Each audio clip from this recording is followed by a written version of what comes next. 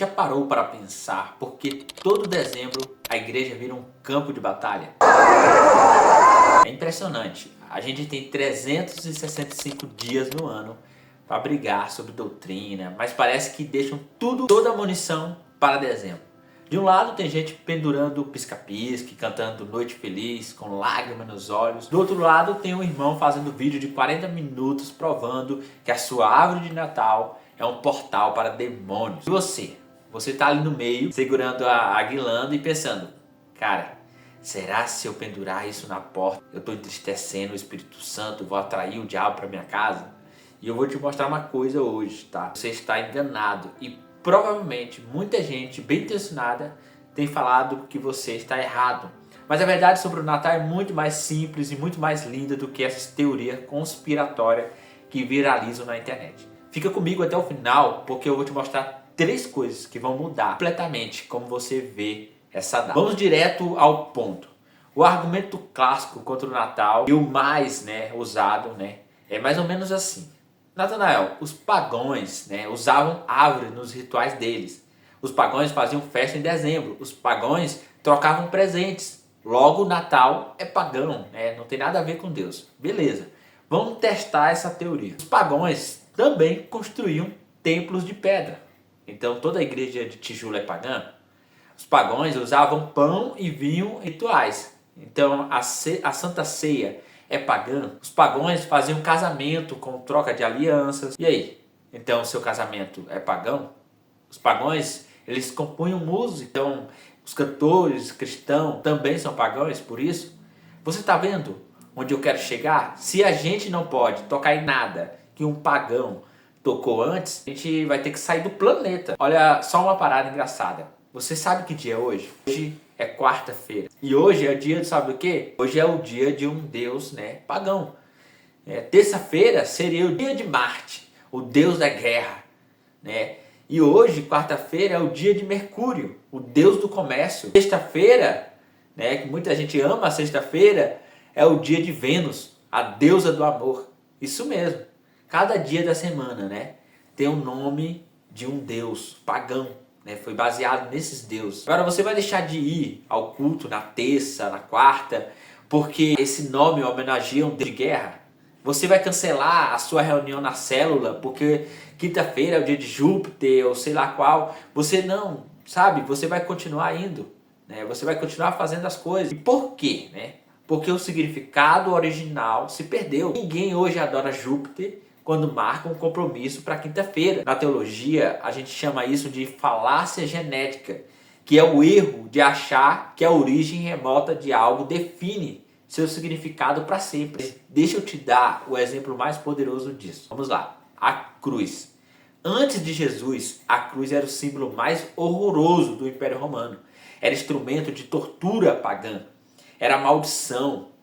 Por isso fala que Deus ele foi maldito, Era vergonha pública. Mas quando Cristo foi pregado nela, tudo mudou. Ele redimiu aquele símbolo. Hoje a gente usa a cruz no pescoço, pinta a cruz na parede da igreja, desenha a cruz em tal. Se Jesus pode pegar o símbolo mais amaldiçoado do paganismo romano e transformar em símbolo de salvação, você acha mesmo que ele não consegue redimir uma data no calendário? Deus criou as árvores, Deus criou as estrelas, Deus criou o inverno, sabe? O diabo ele não criou nada, ele só distorce.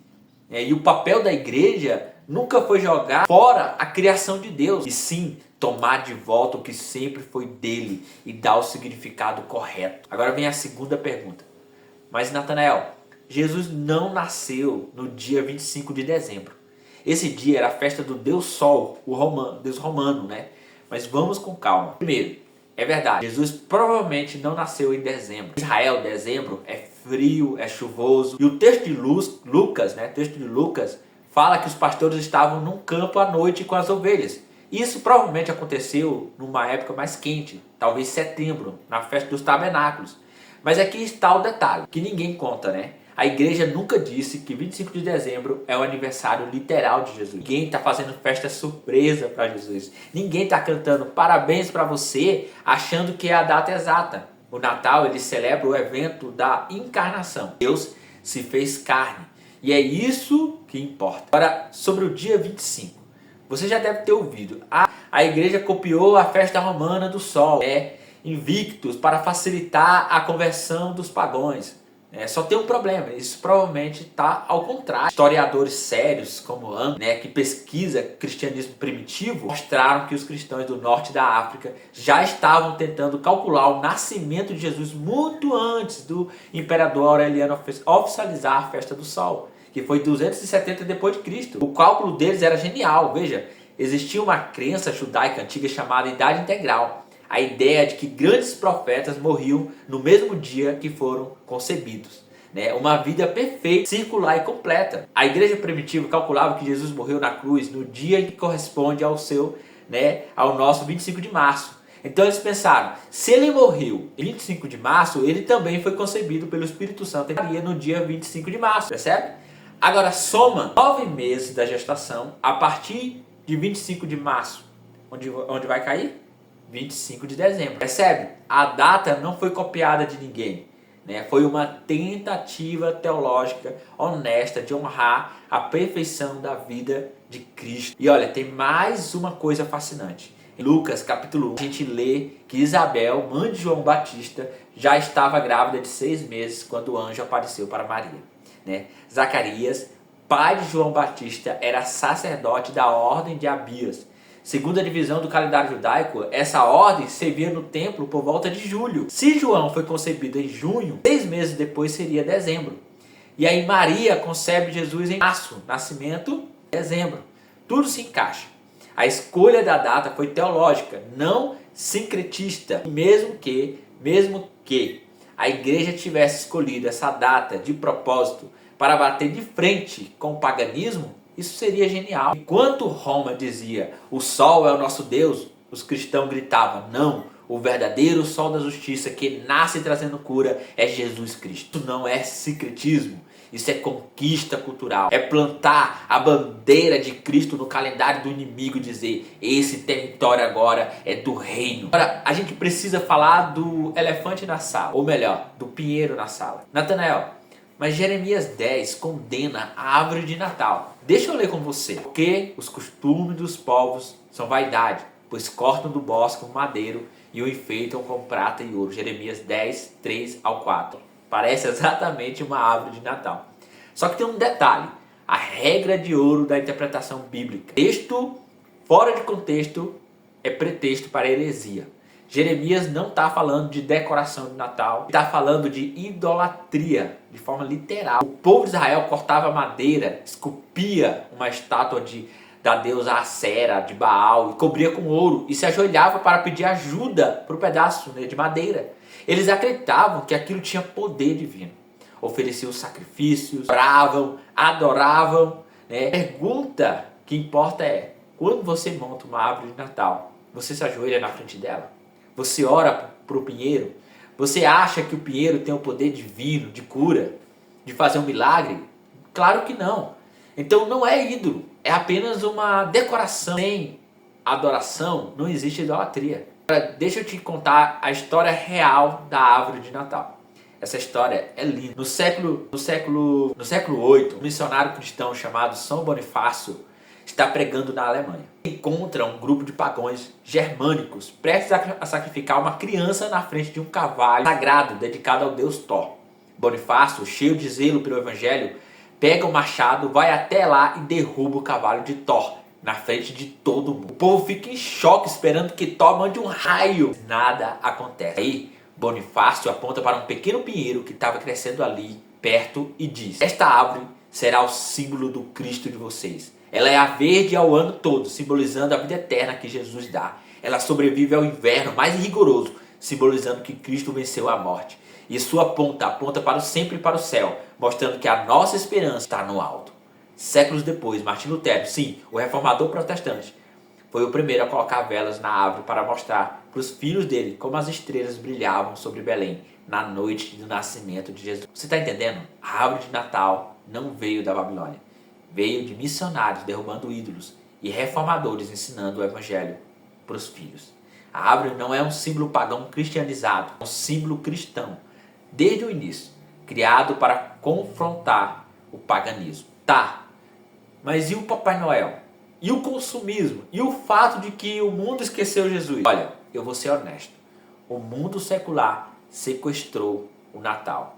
O Papai Noel moderno é uma mistura de lendas e marketing, mas a história, mas a origem histórica é São Nicolau de Mira, um bispo cristão do século IV que participou do Concílio de Nicéia, defendendo a divindade de Jesus. Dizem que durante o concílio ele ficou tão irritado com a heresia de Ário que ele saiu nos tapas com o herege. O bispo brigão, defendendo o evangelho. E eu amo isso. Nicolau era conhecido por dar presentes anônimos para famílias pobres. A tradição conta que ele jogava moedas de ouro pela janela das casas para salvar meninas da prostituição. Infelizmente, a Coca-Cola pegou essa história linda e transformou num velhinho de barriga que vende refrigerante. O mundo transformou a festa santa Black Friday espiritual, mas o fato de o mundo abusar de algo não torna aquilo ruim. O mundo distorceu o sexo e a gente não parou de casar por isso. O mundo distorceu a música e a gente não parou de louvar. O mundo distorceu a comida e a gente não parou de fazer ceia. A gente não abandona o Natal para o diabo. A gente redime ele. Sabe o que o Paulo diz em Romanos 14? Faz diferença entre dia e dia, mas outro julga igual todos os dias. Cada um esteja inteiramente seguro do seu próprio ano. Traduzindo, você tem liberdade em Cristo. Se a sua consciência pesa quando você olha para uma árvore, não monte. Deus te ama do mesmo jeito, mas se você decide celebrar, faça para a glória de Deus. Não deixe que a culpa religiosa roube sua alegria. E não deixe que o consumismo roube o foco em Jesus. Deixa eu te fazer uma pergunta. Qual é a única época do ano que você entra no shopping e está tocando Noite Feliz? Qual é a única época que passa na TV especial sobre manjedoura e anjos? Qual é a única época que o mundo inteiro para ouvir sobre um bebê nascido em Belém há 2000 anos? Dezembro. Cara, isso é uma porta de ouro escancarada por evangelho. E a gente está desperdiçando essa porta, brigando sobre guirlanda nos comentários do Instagram, sobre a árvore de Natal. O Natal não é sobre a data 5. Realmente nunca foi, é sobre Deus que se fez carne. O Deus, que não ficou sentado no céu assistindo a gente afundar, mas que ele desceu sua glória, sujou os pés na nossa poeira, chorou nossas lágrimas, sentiu nossa dor, morreu nossa morte para nos dar a vida dele. João capítulo versículo 14 diz assim: e o verbo se fez carne e habitou entre nós, cheio de graça e de verdade, e vimos a sua glória. É o Natal, é Deus com a gente, é Emmanuel. Então para de brigar por causa do pinheiro e começa a adorar por causa de Jesus. Reúne sua família, lê Lucas capítulo 2 em voz alta, come bem, ri bastante, abrace forte. Se você quiser dar um presente, dá um presente, acende a vela, canta Noite Feliz até a sua voz falhar. O importante é que tudo isso venha apontar absolutamente para o aniversariante, que é Jesus. Porque no final das contas, o que vai importar não é se você teve árvore ou não teve árvore. O que vai importar é, você glorificou a Jesus? Se esse vídeo clareou sua mente, compartilhe com aquele amigo que está com medo de montar a árvore de Natal, ou com aquele irmão que está julgando quem montou. E compartilhe para ele, comente aqui no comentário o que você pensa sobre o Natal. Feliz Natal para você, cheio de graça, da graça de Jesus. Deus abençoe.